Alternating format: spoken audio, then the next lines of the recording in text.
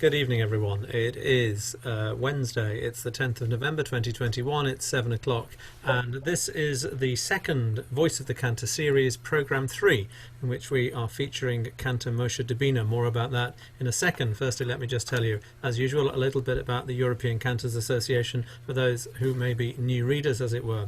The European Cantors Association is an independent organisation established in the United Kingdom in 2012. We reach across the spectrum of Jewish worship to ensure that the unique music of Jewish prayer continues to enhance synagogue services for generations to come. We arrange cantors conventions along Orthodox lines in the UK and European cities. Its academic wing presents international conferences on the music of Jewish prayer in partnership with universities around the world. ECA also presents Zoom talks, obviously, such as this one, The Voice of the Cantor, and we also tackle some of the burning issues in the cantorial world today. The new season of Voice of the Cantor has proved very popular so far, and I should have introduced myself. I am Russell Grossman, one of the ECA executive. I'm going to introduce Alex Klein, who is the interviewer for this evening. Alex has always been passionate about the music of the synagogue. He was born in London. He studied at Jews College, attending Reverend Brill's cantorial classes. He settled in Manchester, where he brought significant Jewish artists and cantors to the UK for concert tours. He's been a leading figure in synagogue music in the UK, lecturing widely and heading the Jewish Music Institute's Synagogue Music section. He's now the director of the European Cantors Association. Alex Klein. Thank you, Russell, for those kind words, and welcome to Chazan Moshe Dubiner, a dear friend who I've known, I think, since the days when he was in Bronsbury, Chazan at Bronsbury, going back to, I suppose, humble beginnings. And he was very friendly with my brother, and we've kept in touch over the many, many years. And I'm going to have a chat with him, and we're going to talk about his illustrious career. Welcome, Moshe, and it's good to see you. And I want to go back to your childhood. Where did you grow up, and what was your childhood like? Did you come from a musical background? Was a Chazanim in the family? How did you wanted to come into the business? I was brought up in Stamford Hill, and my father, Oliver Sholem, was very interested in Chazanut.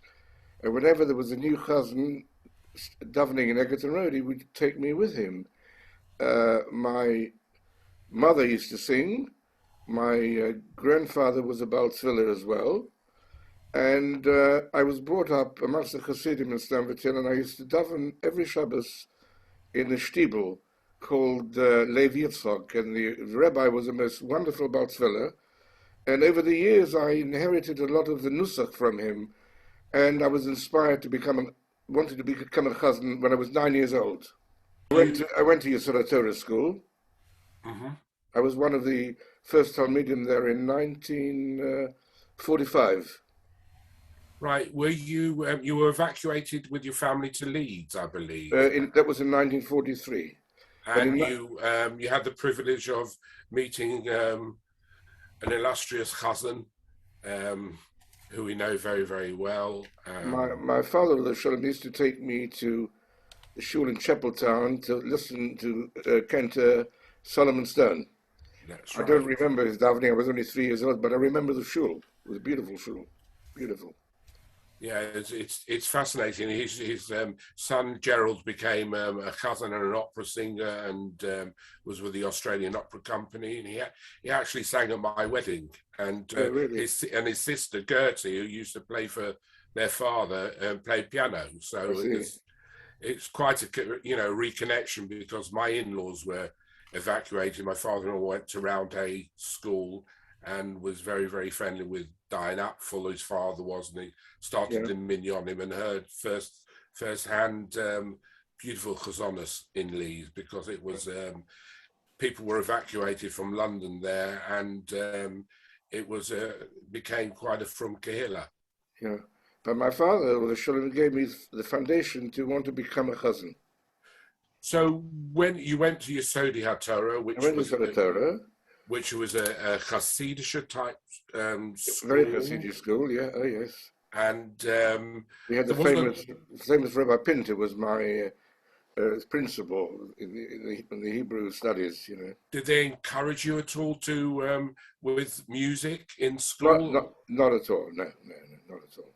So you learnt on the hoof, so to speak, by visiting different shuls in the area, listening to different chazanim, listening to records, and what actually inspired me to become a chazan, because my grandparents were the cooks in the yeshiva Eitz Chaim, and there was a young boy, I think he was about 16 years old, and his name was Abe Lubin. And my grandfather introduced me to him, and I used to go with him to concerts, to listen to different chazanim, and I followed him. He was a chazan in the East End, so I followed him to the East End. He was a chazan in Bayswater, I followed him to Bayswater, and we are still in touch at the moment. A few years ago, it was his 80th birthday, and I made him a special kiddush in West Hampstead Chabad. I davened Shachris, and he davened Musaf. It was a wonderful experience. Because I speak to Abe in the Cantors Assembly meetings when they have these special meetings with Robert Keevil, and he always seems to be online, and we chat happily about you and the good old days. Yeah. So what was Bayswater like? Because Abe, he continued from Leo Brill, Reverend Brill, and then you took over from Abe Lubin in Bayswater. No, I didn't. I took over from George Rothschild. Oh, sorry, I apologize. George was a chazan there for a short while, and I was chazan at the time in 1961, 62 in Great Garden Street Shul in the East End.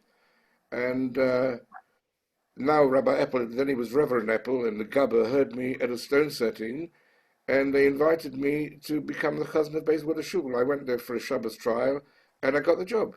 Fantastic. This was back in 1963, and I used to have to learn all the nusach from Minhag Anglia. I didn't know any of it, so I used to go for rehearsals with the music, and I was in Bayswater for a number of years, and I couldn't make a living out of being a chazan, so I decided I had a flair for antiques. So I used to go to this market on a Sunday morning, and then I got a phone call from the secretary of the United Synagogue. He says, Chazan Dubiner, we hear that you might be a commercial travel for a company. You've been seen loading your car up on a Sunday morning, and you know it's against the rules and regulations of the United Synagogue that you can't have any other employment. So you have to make up your mind. We will give you 3 months to make up your mind whether you want to become a part-time chazan or a full-time chazan. So I said, Mr. Silverman, that was the name of the secretary, look, why don't we do it right away? I'll become a part-time chazan. So I had to I had a most beautiful flat in Maida Vale. I had to give up the flat. And slowly I went into the business. And my first morning, I went to Bournemouth, because Bournemouth used to be a very interesting place to buy antiques. And it was just after Rosh Hashanah, Yom Kippur. And I went in this beautiful silver shop, and the owner of the shop says, young man, I think I was about 25. He says, what are you doing here? He said, I've just started to come in the silver business. He said, what were you doing before? He said, I was a chazan before. Oh, I love chazanas. Would you sing me a little bit of Hineni? So I sang him a little bit of Hineni, and he really loved it. And he said to me, look, I'm going to sell you something very nice. So he goes out to the back office, out of his safe. He brings out the most beautiful silver samovar. He said, look, buy that for me, and you'll do very well. I think I paid in those days £375, and I sold it in a week for about £1,000. That was my first experience as being an antique dealer. Fantastic. And the rest is history, as they say. The rest is history, yes. So being a part-time chazan, that was quite unusual in those days, because most of the United Synagogues had full-time positions, and their chazanim were called reverends. That's and right. There was a full-time minister and a full-time reader. I had the title of reverend as well. And to get the title of reverend, you used to have to get the chief rabbi's certificate. And we were very friendly with Chief Rabbi Brody Oliver Sholem because he didn't live far from us, and we used to pick him up in the morning to come to shul on Monday and on a Thursday. And on Yom Kippur, we used to give him to daven Nila. So one day, this is actually before I came to Bayswater Shul, they used to get rid of the mixed choir when the chief rabbi came, and they replaced the mixed choir with a beautiful soprano. And Rabbi Brody didn't realize that it was a soprano. He thought it was still the mixed choir. He was getting quite angry about it. It got sorted out amicably. Oh, that's a story just on its own. Yeah. So and I have another story in Bayswater. Okay. It was the Shabbos morning. I come out of shul, and during the week I had to do some duties. I had to conduct the shiva service and a funeral service. And the widow, after the service on a Shabbos morning, comes up to me. His cousin, what a most wonderful and moving service on my late husband's funeral and shiva. Will you accept this as a token of my appreciation? And she's about to put a £10 note in my hand. I said, I'm sorry, I can't take it. She said, why are you from? So tell us about the old days of Jews College. What was it like learning with Chazan Brill? He's a legend in his own time. He was an absolute tell us legend. about. Well, all I can say that he was a perfectionist, Brill, with the Hebrew, with the Milel Milra, and he was very good in presentation of pieces. I spent 1.5 hours with him to go over Mordechai Yadini Esayin Alahurim. But as far as Nusach concerned, I didn't really know. I already knew the Nusach when I came to Jewish College because I brought up with the Nusach. But he was very good in teaching us different compositions to sing. We used to use a composer, Shapoznik. We used to use quite a lot of, And did he use what we commonly call the Blue Book? We used a little bit of the Blue Book, not so much of it. We did some of it. We did.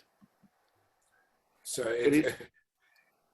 that's a wonderful grounding for a young man at 16 who wants to be a chazan and was accepted at Jews College at that time, which is unheard of. I tried twice to get in, and he wouldn't accept me. He says, "You're too young. Your voice hasn't." But I persevered, and eventually I got in. It's tremendous, and I remember being interviewed at Woburn House. I had to wait outside to be interviewed by Dr. Epstein. And I'm trying to, my brain's not working properly. Yes, there was another young student who later became a very famous rabbi. He was Irving Jacobs. We were both waiting to be interviewed as students of the college, myself and Irving. Well, he was one of my teachers at Jews College. When he was Reverend, before he became Rabbi Dr. Irving Jacobs. He went a long way, actually.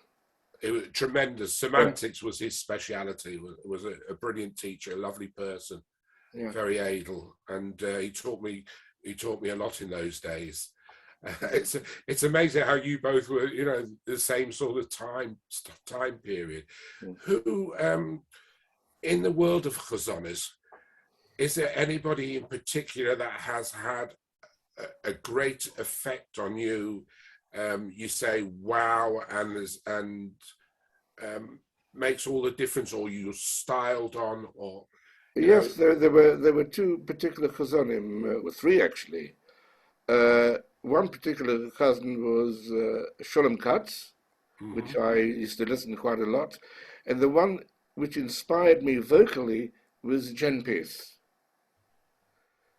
I was trying. In fact, when I was about 15 years old, I tried to copy him, And of course, I was influenced and inspired by Moshe Koussevitzky and Jacob Koussevitzky, and also Simcha Koussevitzky. And we had the pleasure. It was in 1962. Simcha came over to London because his daughter was getting married in Kenton, and the Chazanim made a reception for him. I think there's a picture of it somewhere, and I got very friendly with him. And when his daughter got married in Kenton, he invited me to be one of the Chazanim under the chuppah. Brill played the organ, and I think Chazan Unger was there at the time, and also Feigenblum. It was quite an interesting experience. Wow. I mean, you living in Stamford Hill, you obviously went to Egerton Road, as most of the In fact, steeple hoppers did. yeah. And what was it like to hear Jacob Goldstein in the flesh? You know, with the choir conducted by It was wonderful. But Rosenberg. I used to enjoy him more at concerts, because when he sang at a concert, take a piece like Chazanim of Prabha. Yeah. When an ordinary Chazan sings it, he sings it. But when Goldstein did it, it was like happening in reality. He was a wonderful showman, Goldstein. I mean, to think about it, they wouldn't give him a rise of a shilling a year, not a week, a year. So he left the shul and emigrated to America, which was talking about Egerton Road. I used to sing in the choir with Jack Rosenberg. And many years ago, the Bnei Akiva had a Shabbos. I think I was 14 years old. It was Shabbos Rosh Chodesh, and I davened for the Yomad in Egerton Road for the first time. Oh, wonderful! Jackie Rosenberg was a very, very dear friend of mine, and we collaborated many times on with different concerts. When Rabbi Bernstein was in the Rabbi at Finchley, who loved chazonas and had a beautiful voice himself, we collaborated with Jackie Rosenberg and myself, and we put on the Kfar Kanim concerts. We introduced I remember that, people like Shuloff and Bagley and Mopson and Miller and Muller to the United Kingdom. These are the people that had never been before, and we had concerts in London and in Manchester, including Paul Kowalski and Jeffrey Nadell. Tremendous amount of talent that we brought to the UK. You're involved with Chazonim yourself, because every time there's a gathering or something, we're all going to Moshe's to have a singing along around the piano. So I don't know what we're going to do now, because I've moved house. I haven't got my studio no longer, but I still have a piano there, so we can still do it sometimes, But those were the good old days where we used to sing with Ben and Miller till about 3 o'clock in the morning. Brill used to play the piano. It was wonderful in those days. And tell me how you met Chaim Wiener, because that's Chaim Wiener is somebody who's very important in the world of Chazonos, in promoting it and going behind the Iron Curtain. I will tell you how I met Chaim Wiener. I had to meet Akiva Zimmerman. In 1967, there was a guy called Baruch Schein who used to have a program of Pirkei Chazanot every week on the Israeli radio. And he was in London, and he heard me daven for the Yomad one Friday evening. He said, look, I want to arrange for you to daven a Shabbos in one of the biggest shuls in Tel Aviv, which was called Yeshurun. So on Friday evening, I was quite nervous, because all the Chazanim of Tel Aviv came to hear me daven. I had a choir of 15 people, and in the morning, this guy comes up to me and said, what a wonderful davening, and his name was Akiva Zimmerman. So I got to know Akiva Zimmerman through that. So we were friends for years and years. He came to London, he used to stay with me. So one day he says to me, look, there's this guy called Chaim Wiener, you've got to send him your latest record of the Slichus and the other record as well. So I sent it to Chaim Wiener, and we got friendly over the phone, and his daughter was getting married, I think it was in 1980 in Miami, and Buckley was supposed to do the wedding, and he let him down. So he phoned me up, will I come and officiate at his daughter's wedding together with David Kusevitsky and Tzvi Aroni and Ben Miller. So he paid for my flight and for everything. I went along there, and it was a wonderful experience. We had a concert before the chuppah, and on the Shabbos, we shared the davening. Ben Zion was davening Kabbalah Shabbos on Friday evening. I davened Shachris in Beth Torah, and David Kusevitsky davened Musaf. It was a most wonderful experience. And then afterwards, we went back during the week to have a jam session at his house with David, Tzvi Aroni, Saul Meisels. It was wonderful. Fantastic. I think now we'd have a little musical break, and we can listen to you singing the Chuna Ranana. So.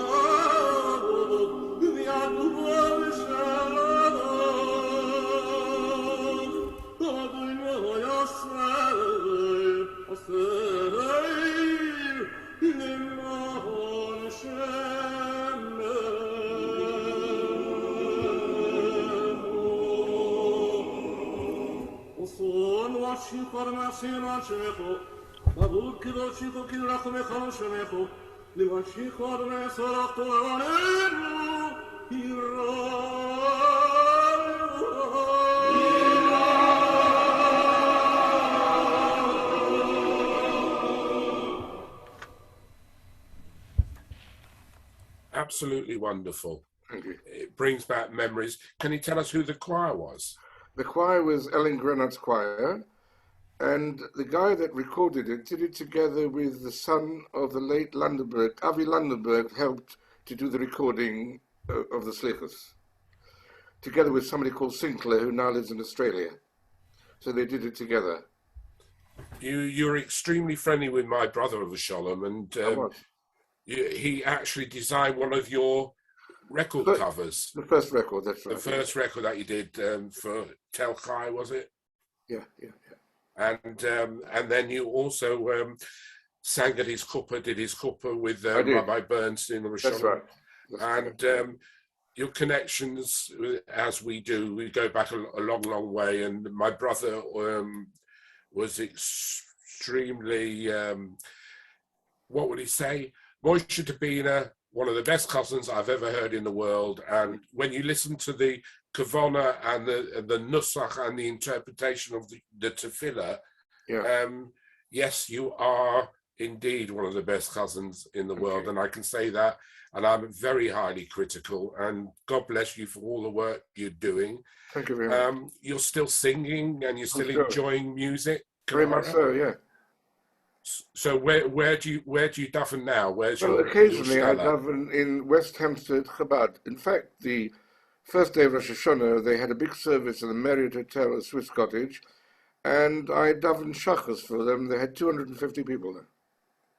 Do you find it difficult using their Not, nusach or their not, no not, repeating of not, words? not at all.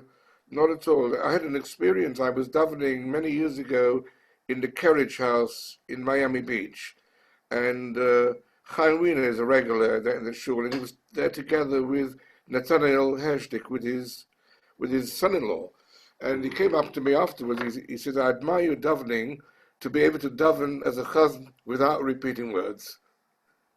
Wonderful. Did you ever go on any of the trips to No, Eastern Europe? I never did. I was too much involved in my business, you know. Right.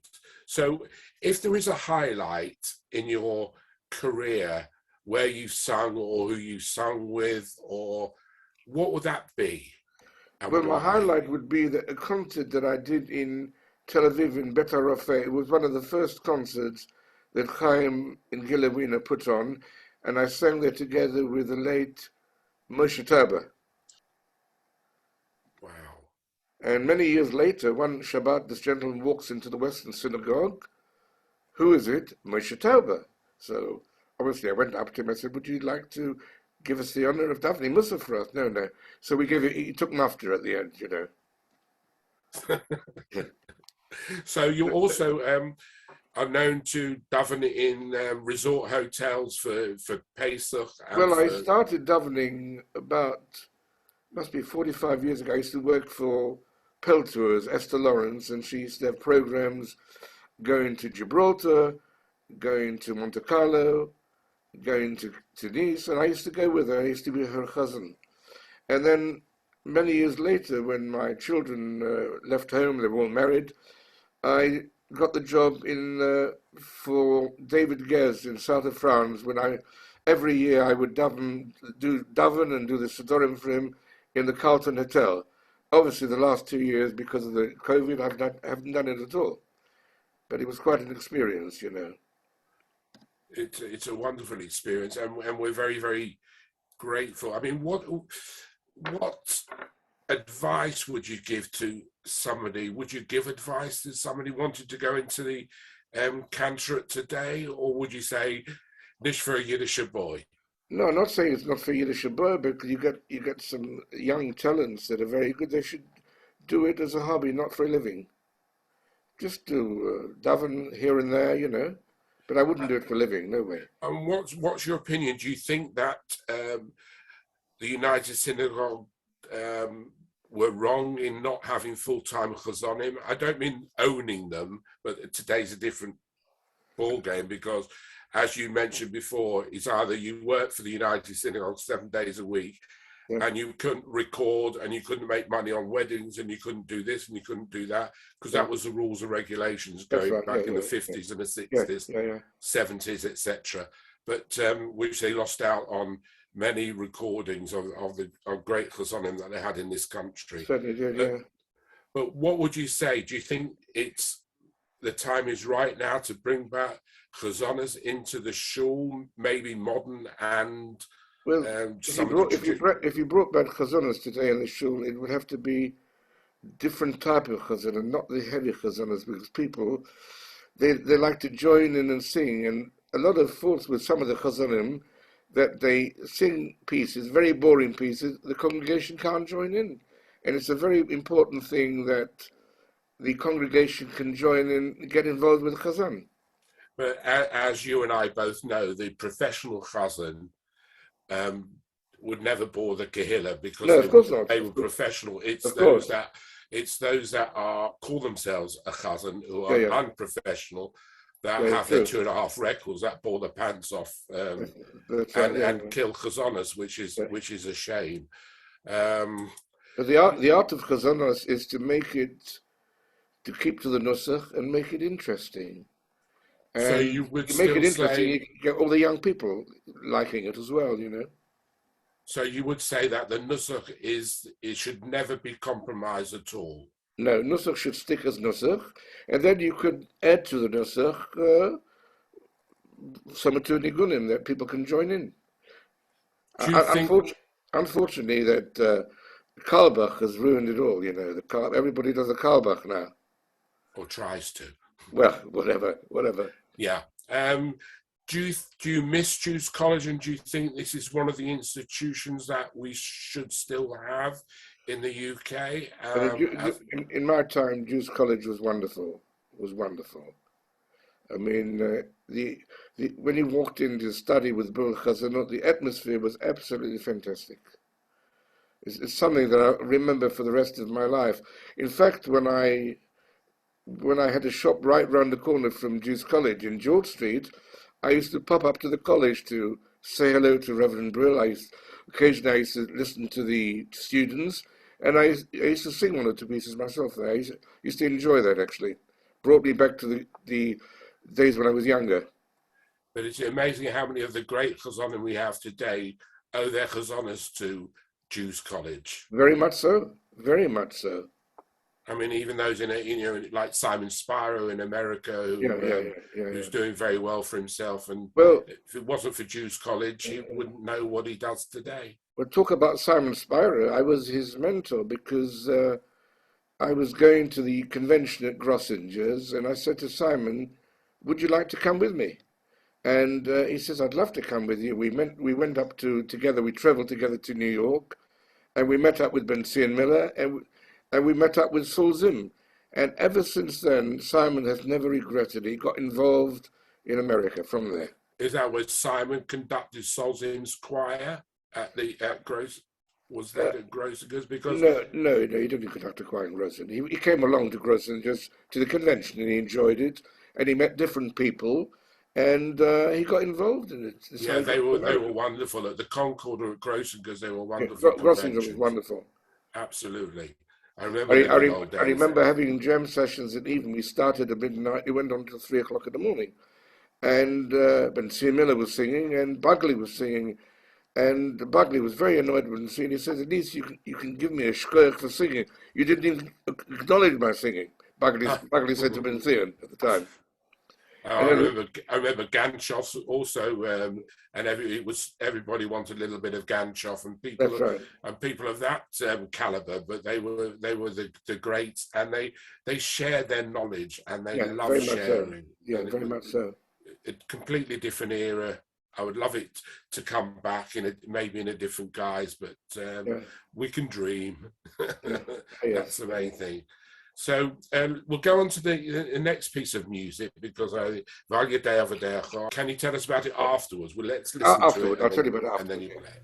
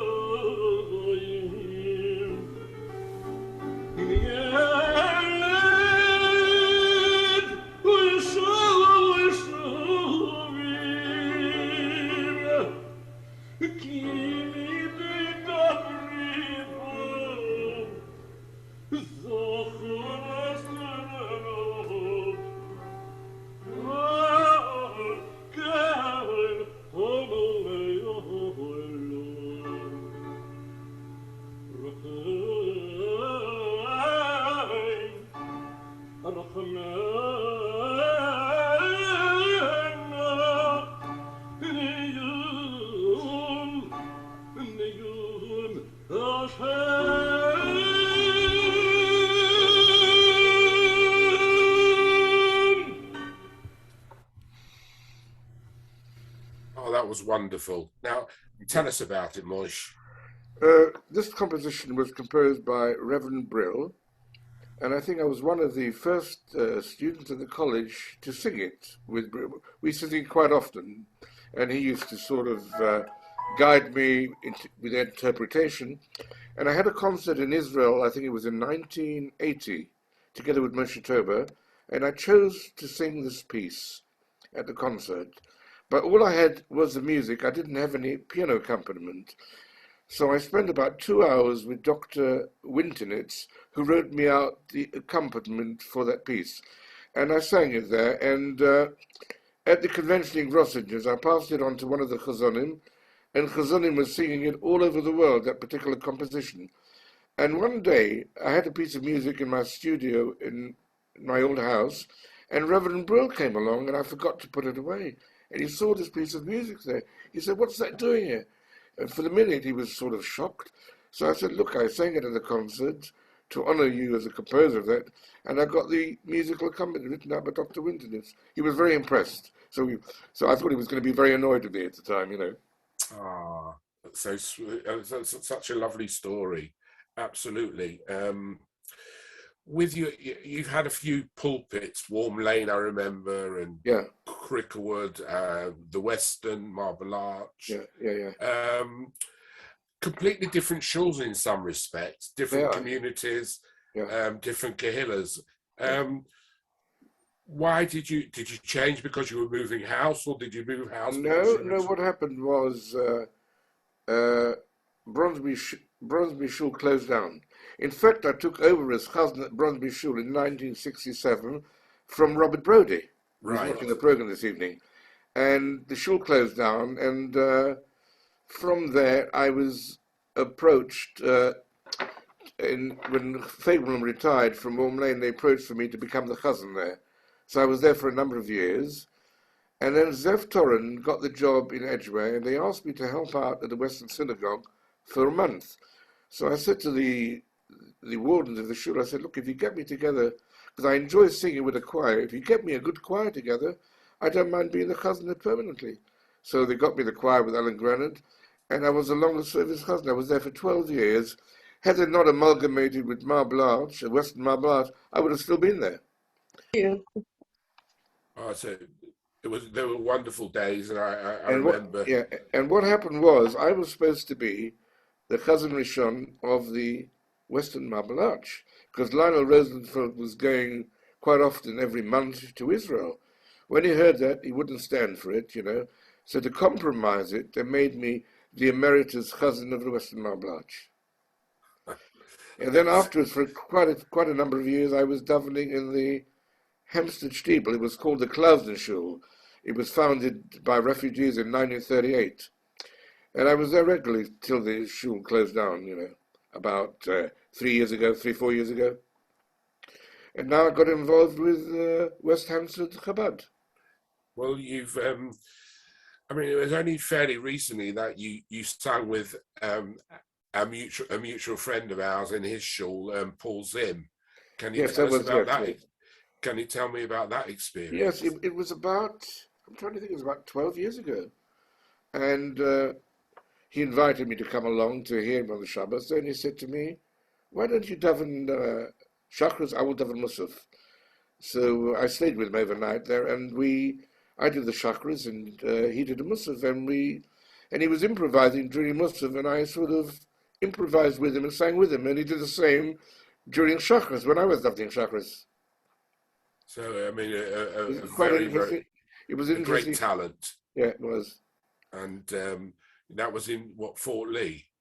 In Fort Lee. Then I also had the pleasure of being guest chazan in Park East just before Hofgott was appointed chazan. I davened there they had a wedding, and I davened there Friday evening and Shabbos morning in Park East. Wow, that's another experience. I mean, Yeah. it's a wonderful show. Was the same rabbi? Yeah, Rabbi, what was his name? Schneier? Rabbi Schneier, yeah. The father, Arthur Schneier. Arthur Schneier, yeah. And then I also had the experience of standing in from, Ben Sir Miller was doing a series of concerts in Tel Aviv, and I happened to be in New York, and he said, will I stand in for him and daven in Ishul for Shabbos Chanukah? So Shabbos Chanukah, I daven in Bethel. Wow, I mean, when it conjures up these wonderful people, these chazanim who went before you, the names of the greats that you've stood there and sung in those places, it must be a tremendous thrill. It was an experience.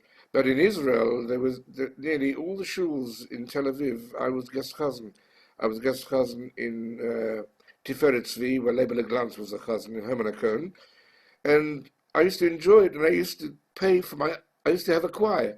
I used to pay for my own choir to sing with me when I davened in different shuls in Tel Aviv. I davened in a big synagogue in Allenby, in Yeshurun, all the shuls in Tel Aviv. It was when I went on a holiday in Israel, it was my pleasure to daven the Shabbos in a shul and get my own choir together. And the choir master was the late brother of Zev Toren. Nissen Toren was my choir master in those days. So it was quite an experience. And I had they were a family of musicians, the Turnover brothers, as their name was. I was in Yerushalayim, must be about 12 years ago, and I was invited to do a program on a Motzei Shabbat on the radio in Yerushalayim. And the program was the Balabatim, the people of Israel, had to guess who was a chazan. So they played my recordings, and they were guessing, is it Hershik, is it this and that. Eventually they realized it was myself, but I had a problem. I had to switch from English into Hebrew, and I was, I got there eventually because I had to sort of speak on the radio in Hebrew, but it's quite an experience. I mean, wherever you go, you're so well loved, and people want you back, and this is so important, when you have a chazan who has gefühl and Devakas and understand this tefillah. It shows in the chazonas and it shows in the davening, and this is what you bring to the pulpit. And I think that youngsters should listen to you and can learn so much from your davening and your heart. And I think that's another cue for another recording, the famous Havdalah from Zavel Zilbert's of you singing. So I think we'll play this now. Okay.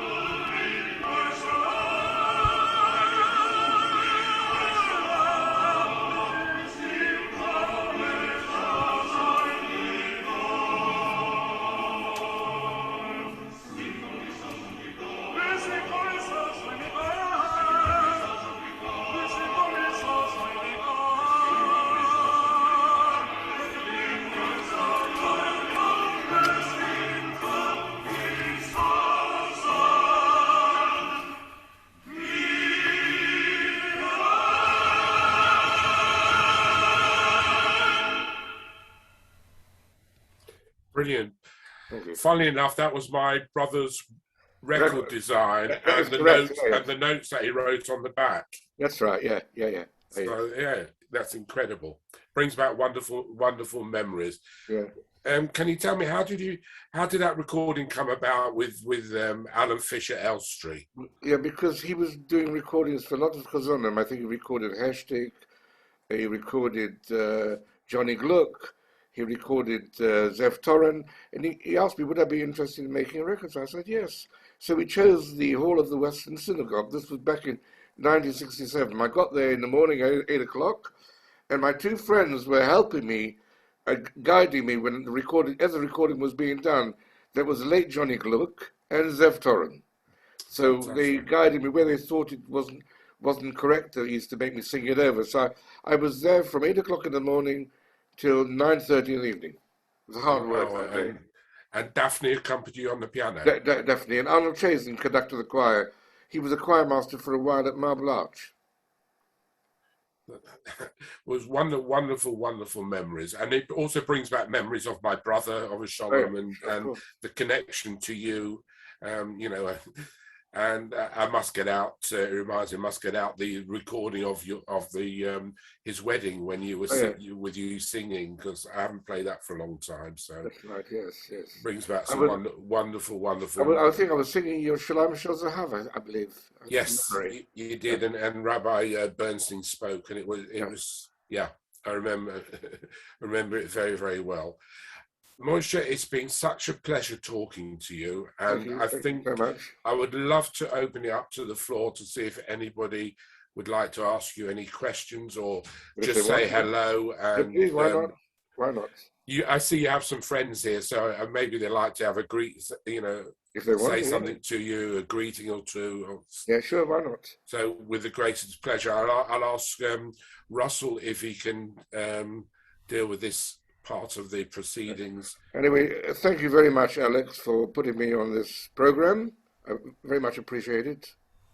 And it's wonderful to have you. It's about time, and I've been waiting for this opportunity for quite a long time, and so appreciative. And I see some friends as well who, I've got Faith. I see Faith here from America, and we're going to be interviewing her in a not too distant future. Dov Spear, Paul Heller, and some Jenny Jankel, some wonderful people from Robert Brody. I had the pleasure of meeting Paul Heller a few weeks back. He was here at my flat. We were listening to Chazanot and having a chat, He emailed me and said he had a wonderful time. He also said there's a story when you gave him a lift home to Stamford Hill, I believe, many years ago. That I can't remember. He never mentioned it to me when he came round. He just sent me an email yesterday, I think it was. But does anybody like to say a few words or make any comments? Yes, a quick comment. Yes. Moshe Dubiner, my uncle Isidore Epstein, Rabbi Isidore Epstein, he was Jewish College. He was my principal when I was at Jewish College, sure. And I remember him well. He was a wonderful uncle. Yeah, he actually accepted me as a student at the college. I was waiting in the waiting room to be interviewed by him back in I think the end of 1956. Yes, that goes back a long time. It does. Oh, yes, yeah. Thank you. I think Morris Minsky wanted to say something. Yeah. Would you unmute yourself, Morris?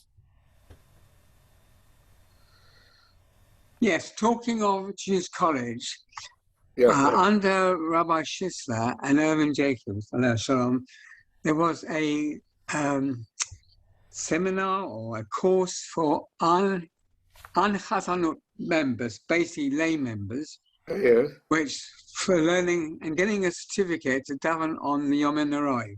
Yeah. And I must say, I really enjoyed it. Reverend Binstock and late Irvin Jacobs run the course. But my question... Carry on, there was a Chazan in Dunstan Road, known as the Cathedral Shul in the 60s, who didn't go to... Sorry? Tashlitsky was a Chazan. No, well, after Tashlitsky, who didn't go to... Mayor Finkelstein.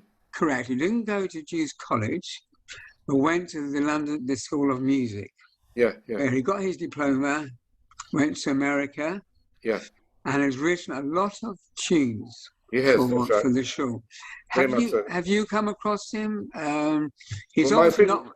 I met Smifickle. I was in LA on business many years ago, and he was a cousin of the Sinai Temple in Wilshire Boulevard, and I went along to see him, and we talked together, and he gave me his music of Ledovodo that he had just composed. Yes, it's a very popular tune, which I have done it a few times in Belmont United Synagogue, the Shacharit. And there are other tunes I listen on YouTube of his music and all the Chazanim I know. Some of the people you mentioned, I didn't recognize. I must be much younger. But I like the ECA, Alex, to think about having some program with him, although he's in the Progressive Synagogue, Mayor Finkelstein. Yeah. Right.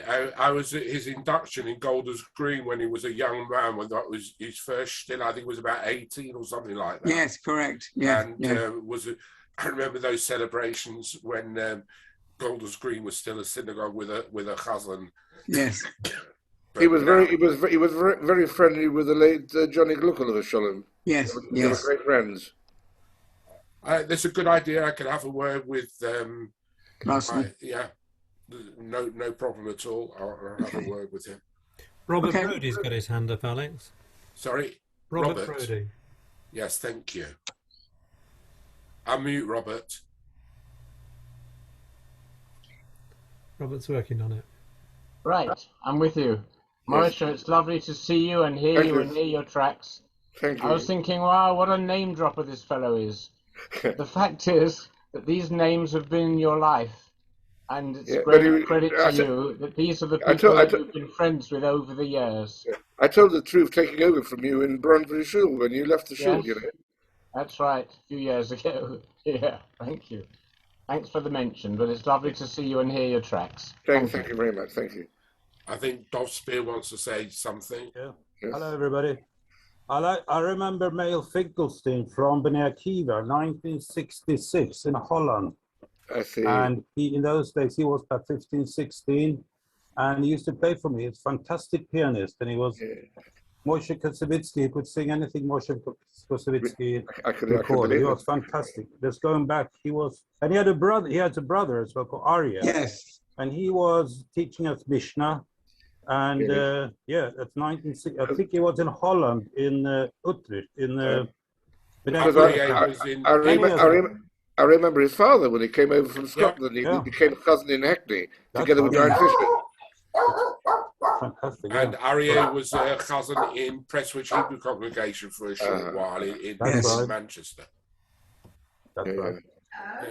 Lovely to see you. Lovely to see you. Thank you very much. Moshe, lovely to see you. You look fantastic. Thank you. Anybody else want to ask a few questions? Yehuda, I know you admire Moshe and very much your type of style. Do you want to say a few words? Yes, can you hear me? As an ex-Jews college graduate. I can hear you. Yes. As I say, I was in Jews college. I was in the last class of Reverend Brill. And in my very first year, we were in the West End. We were still in Montague Place. And I had the privilege of listening to Chazan Dubiner almost on a weekly basis. When I wasn't listening to Chazan Dubiner, I was listening to Simon Hass. I had them both around the corner. And I listened to Shmuel Neumann as well. It was absolutely paradise. I was just great. I was on the doorstep. And I always loved Chazan Dubiner's davening. It was warm. It was heartsick. It was from the heart. And it's real. But it should be everyone's Chazan's davening. That is a true Chazan. To daven from the heart, to sing with kavana, that's the most important thing. So it's a pleasure listening to you, and it's a pleasure to have you as a friend and a great inspiration. And please God, you should continue to inspire us on him for many, many years. Thank you so much. Thank you. Amen. It's wonderful to hear these things, and well deserved, Moshe, because may you continue for many, many, many years, and to inspire the next generation, this generation, and to give your knowledge. You're extremely welcome to our conventions to give your knowledge to the younger generation, and to daven for us and to sing for us. And may you continue to do this for many, many, many more years. It's been 120, please God. And thank you so much. Thank you. You're such an inspiration, and please God that Maureen will be okay, and send her our best wishes. Thank you very, very special wife who has supported you through thick and thin, through everything. Yes, definitely. It's wonderful. I'd like to tell you about number 4. We have the honor of and the privilege of Rabbi Cantor Michael Plasko, MBE, Freeman of London, and there's so many accolades that we can talk about, and we'll leave that to the program in 2 weeks' time. So put it in your calendars, Wednesday, the 24th of November, 2021. An absolute legend, a mensch, a wonderful, wonderful person who's given everything to the Cantor and to many people in different organizations. And I'm so looking forward to interviewing him on the 24th. So please join us, 7 o'clock UK time, November the 24th. Thank you, Russell, for your help and putting on the program and driving force. Thank you, Moshe. Thank you, David Prager, for helping Moshe. And thank you, everyone, for joining us for a wonderful evening of inspiration. Good night, God bless, and we'll see you soon. Thank you. Take care. Bye. Bye.